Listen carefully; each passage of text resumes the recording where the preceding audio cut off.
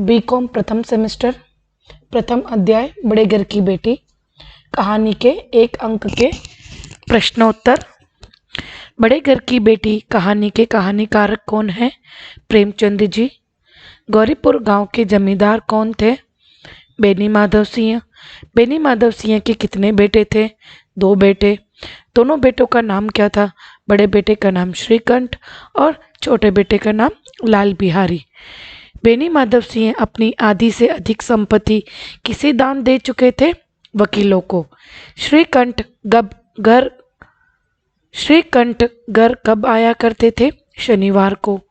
किसकी आंखें लाल हो गई थी? लाल बिहारी सिंह की। बिगड़ता हुआ काम कौन बना लेती है? आनंदी। भारतीय संस्कृति के अनुयायी कौन थे? श्रीकंठ।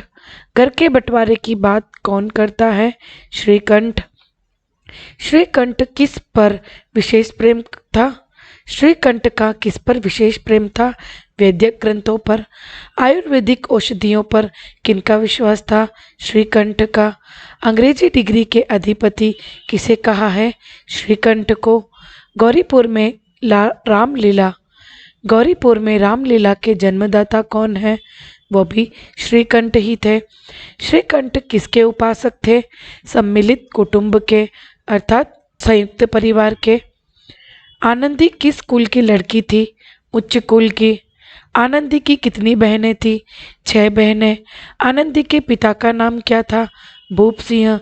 श्रीकंठ नागरी प्रचारिणी का चंदा मांगने किसके घर आते हैं? भूप सिंह के घर। लाल बिहारी अपनी भाभी से किस बात पर नाराज होता है? दाल में घी नहीं डालने पर।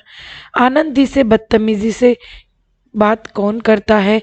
लाल बिहारी। आनंदी को किस पर क्रोध आता है? लाल बिहारी पर। साधारण जमींदार की बेटी कौन थी? बेनी माधव की पत्नी। किसकी अंगुली में चोट लगी थी? आनंदी के। शुदा शब्द का शाब्दिक अर्थ क्या है? भूख। स्त्री की मान मर्यादा कहाँ तक होती है? पति तक। कोप भवन में कौन रह रही थी और कितने दिन तक? आनंदी 2 दिन तक। लाल बिहारी की बातों पर किसने साक्षी दी? बेनी माधव सिंह ने। किसने अपने मित्रों को आड़े हाथ लिया और क्यों? श्रीकंठ ने विद्रोहपूर्ण बातें कहने पर अपने मित्रों को आड़े हाथ लिया था। गांव वाले किसे दब्बू कहते थे? श्रीकंठ को। मन का मेल धोने के लिए सबसे उपयुक्त जल कौन सा बताया गया है? नयन जल। अपने मन में कौन पछता रही थी? आनंदी। आनंदी ने किनसे क्षमा मांगी? लाल बिहारी सिंह ने। आनंदी से क्षमा किसने मांगी थी? लाल बिहारी सिंह ने। लाल बिहारी सिंह के अनुसार निर्दयता की मूर्ति कौन बने हुए थे? अपना बड़ा भाई श्रीकंठ। अपने किए पर कौन पछता रहा था? लाल बिहारी। लाल बिहारी किसका आदर करता था? अपने भाई श्रीकंठ का। पुरुष की क्रोधाग्नि को कौन भड़काता है? स्त्री के आंसू।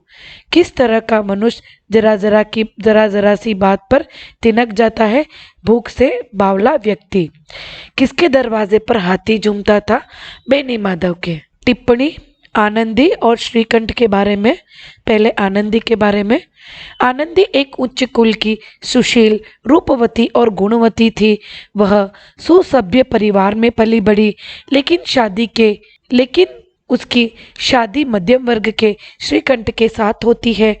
विवाह के बाद अपने आप को ससुराल के वातावरण के अनुकूल ढाल लिया था। वह गृहस्थी की जिम्मेदारी अच्छी तरह से संभालती है। निर्भया होकर अपने प्रति किए अन्याय के विरुद्ध कदम उठाने के लिए आग्रह करती है। अपने कारण अपना परिवार टूटते देखती है तो तुरंत अपने देवर के द्वारा किया गया कठोर व्यवहार को भी भूल जाती है और उसे माफ कर देती है, और अपने देवर को घर छोड़ जाने पर वह उसे रोक लेती है। भाइयों के बीच आई दरार को मिटा देती है। इस प्रकार आनंदी एक तरफ शांत, सभ्य, कुलीन स्त्री बनकर नजर आती है तो दूसरी तरफ अपने प्रति किए अन्याय के विरुद्ध डटकर सामना करने वाली एक निडर, निर्भीक स्त्री के रूप में भी उभरकर सामने आती है। श्रीकंठ पर टिप्पणी। श्रीकंठ प्रेमचंद जी की कहानी बड़े घर की बेटी के पात्रों में से मुख्य पात्र है। इनके पिता का नाम बेनी माधव सिंह था। इनके भाई का नाम लाल बिहारी सिंह। ये अपने भाई से बहुत प्यार करते थे। इनकी शादी भूप सिंह की बेटी आनंदी से होता है। श्रीकंठ एक पढ़ा लिखा नवयुवक है जो शहर में नौकरी करता था और हर शनिवार अपने घर आता था।